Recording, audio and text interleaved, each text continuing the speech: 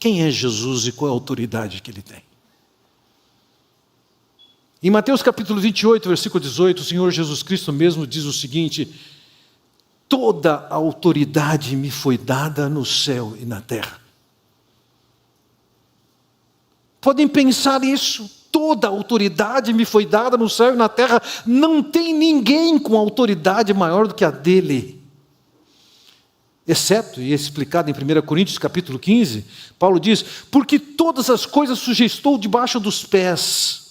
E quando diz que todas as coisas lhe estão sujeitas, certamente exclui aquele que tudo lhe subordinou, ou seja, o Pai fez com que todas as coisas estivessem debaixo da autoridade de Jesus. Todas as coisas. Os gregos usavam duas palavras para trabalhar com dois conceitos diferentes de autoridade. A primeira era dinamis. E dinamis falava da autoridade no sentido de que a pessoa tem o poder, a capacidade e a habilidade de fazer o que ela vai fazer. Ao fazer um milagre, ele mostrava que ele tinha poder, capacidade e habilidade, ele tinha autoridade para fazer aquilo. Mas há um segundo conceito. A primeira é pela palavra grega dinamis, a segunda é pela palavra exousia, que significava autoridade no sentido de direito, privilégio, legitimidade. Ele está na posição de poder fazer isso ou aquilo. Ele tem autoridade para fazer as coisas que ele está fazendo na nossa história. Ao longo do ministério e da vida terrena do Senhor Jesus Cristo, nós vemos várias vezes esse conceito de exousia, autoridade no sentido de legitimidade, de direito, de privilégio, sendo empregado. Em Mateus capítulo 7 diz: porque ele as ensinava como quem tem autoridade e não como os escribas. Ou seja, o público podia olhar para o ensino de Jesus, ouvir o ensino de Jesus e perceber que aquele ensino era distinto dos mestres que eles tinham. Ele tinha autoridade, ele sabia do que ele falava. Ele falava com propriedade, ele tinha conteúdo, ele tinha vida. As pessoas olhavam e falavam: ele tem autoridade. Certa ocasião, Jesus declarou um homem perdoado e as pessoas questionaram: com que autoridade você perdoa pecado? Você fala que está perdoado o pecado? Então lemos em Lucas 5: mas para que saibais que o Filho do Homem tem sobre a terra autoridade para perdoar pecados, disse ao paralítico: eu te ordeno, levanta-te, toma o teu leito e vai para casa.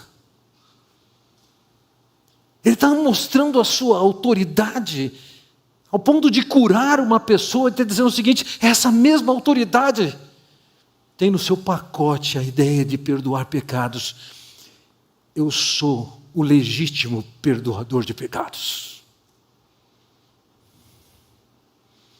Em Lucas capítulo 4, nós já vimos isso, todos ficaram grandemente admirados e comentavam entre si, dizendo: que palavra é essa?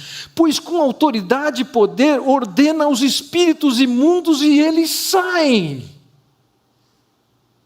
Ele tinha poder, capacidade e legitimidade sobre espíritos imundos, ao ponto de que quando ele dava uma ordem, eles obedeciam.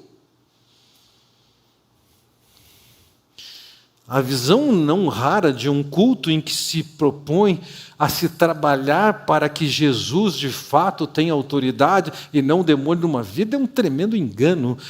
O Senhor Jesus está muito acima disso. Em João capítulo 1, versículo 12, ele diz: mas a todos quantos o receberam, deu-lhes o poder de serem feitos filhos de Deus, a saber, aos que creem no seu nome. Ou seja, o Senhor Jesus Cristo tem a autoridade legítima de, quando cremos, sermos feitos filhos de Deus. Ele também tem legitimidade para julgar. Em João capítulo 5, lemos: e o Pai a ninguém julga, Mas ao Filho confiou todo o julgamento. Ele lhes deu autoridade para julgar, porque é o Filho do homem. Ele é quem Deus designou como responsável pelos julgamentos que tem por acontecer. Ele é o único, supremo, legítimo.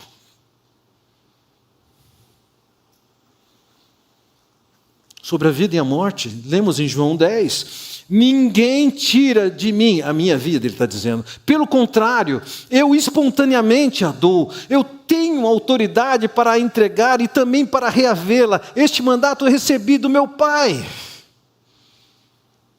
Ele tem autoridade sobre a vida e a morte. Está no seu controle. Então, independentemente do questionamento que aqueles fizessem acerca de Jesus, ou que você possa fazer, o fato é que Ele tem autoridade legítima, como Criador, como Redentor, como Deus, seja para legislar, decretar, julgar, curar, dar vida, entregar-se, ressuscitar, tirar a vida, e assim fora.